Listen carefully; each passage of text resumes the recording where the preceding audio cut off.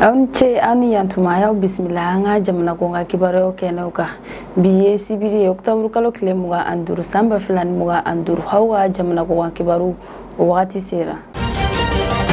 Ethiopie famawiye kuna foldila doga barake sebe jo minu me barake Deutsche Welle ni oye Allemagne kuna foldiso doy wala serin kera Ethiopie jamana ko kuna foldila ko tomba do refene obe wele ko ema aleje kuliye minu nga baraka kuna foldila o radio television ko lukolosi jamana fanta nan bela jelena ogo hukumne lanya ka foko ema ale Deutsche Welle kuna foldila o jalaki kadaka kuye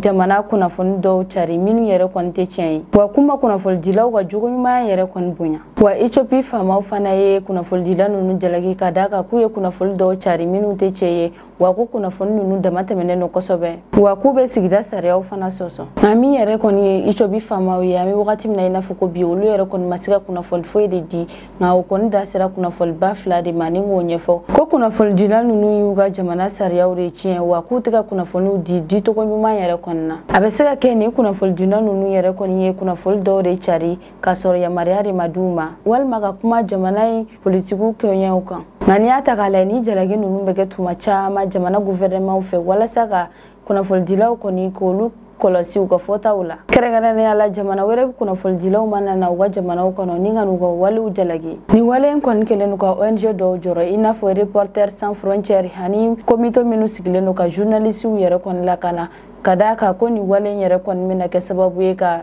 gerente sigi oluka bara ubela jeluna Deutsche Welle kuna foldila uga bara ujoli uba ye tamasi kuga jamana udatu kabo jamana were uga jalagu kungoro ame wakati mna ina foko bi kuna foldila uga lakana baga ujoro leno kosobe ko kadaka ko ni nyogona were kanna kuna foldiro so were konsoro abe dogun chama bo mugujugu filmin kira kata nyesi Gaza jamana ga o kira sababu ka kenya so chama ya Gaza dugu konnana wa banabagato hani banabagato furakela fukata si demsel minukume o kenya so nun konnana o chama yere kon bonanu nina o ko hukum ni lanya ka foko kunu juma october kalo klemuga anani samba flan muga anduru Belgique kenya so barakela ye lafien bo ke minte politique lafien bo nga ko haramadian lafien bo yere kondo kenya barakela minu jijale no ga bara feni ode ka mauni kisi oluye hakilina jike ka irajema la ko kele manake chugo ko kele yere kon manga se docteur so kon ma kadaka ko docteur so yere yoro ko banabagato haleni ma jugino metafrake yoro mina fukata se fen wero fanama Bruxelles ni oye Belgique fabaye haleni Wallonia ni obe Belgique sudian fanfe oluga kena so chama bara jo minute kelen kon nana uyo o minute kelen ke makula wala saka tashi blake ubalma docteur minu bana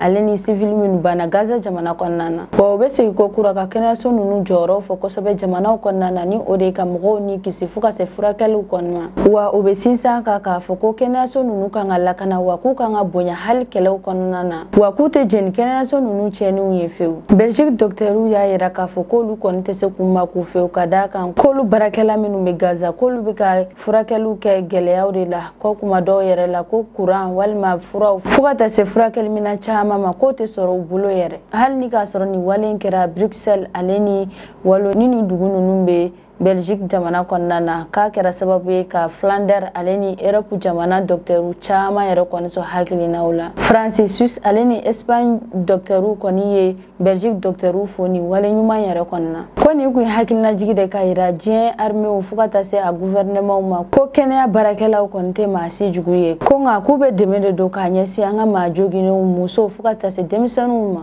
ko saina États-Unis ale nyangini do da irisi jamalaka ko kadaka ko nyangini nunu kunye ka degumbla Moscow dugu kan krengere ala ka sababu ke ani kiran ke lawi wa ku be na nombla irisi ka chakeda dola banki bola wa ku maminu yere ka sur gouvernement wala ko lu fana bola irisi jamana nyema no e Vladimir Putin ye ale kuma barka ma fo America ka ni nyangini nunu kan Vladimir Putin hale jabe jugu ba yere kon di États-Unis ga ni decision ima wa haya yere k'a fɔ ko États-Unis ka nin décision yɛrɛ kɔni b'a yira k'a fɔ ko jugu min bɛ Russie la ko ye États-Unis wa Putin y'a yira k'a fɔ ko Amérique ka nin ɲangili kɔni ko nafa fosi de t'a la ka d'a kan k'a tɛna ni jamana fila ninnu kɔni dɛmɛ k'u cɛ jɛw kɔni ɲɛ ko nka k'a bɛ nin ko dɔ ɲɔgɔn na de wa a b'a yira k'a fɔ ko min ye Russie ye k'ale sen kɔni tɛna don États-Unis ka politique a n'a ka soroko ɲanginiw la wa Russie jamana ɲɛmaa n'o ye Putin ye a ye kangarida gɛlɛ yɛrɛ fana kɛ k'a ɲɛsin États-Unis jamana ma ko hali ni États-Unis jamana ka missile kelen de binna Russie jamana kɔnɔna na k'a bɛna dɔn ko min bɛ yen nɔ nin wale yɛrɛ kɔni b'a yira k'a fɔ ko gɛlɛyaba de bɛna don Russie ale ni États-Unis ka politique ani u ka finitigilakaw ka baaraw la an bɛ an kanubaga n'a lamɛnbagaw bɛɛ lajɛlen fo wa nin de bɛ dansigi an ka bi kɔkan kibaruyaw kɛnɛw kan a k'an bɛn dɔn n'a nata dɔn kibaruyaw kɛnɛw kan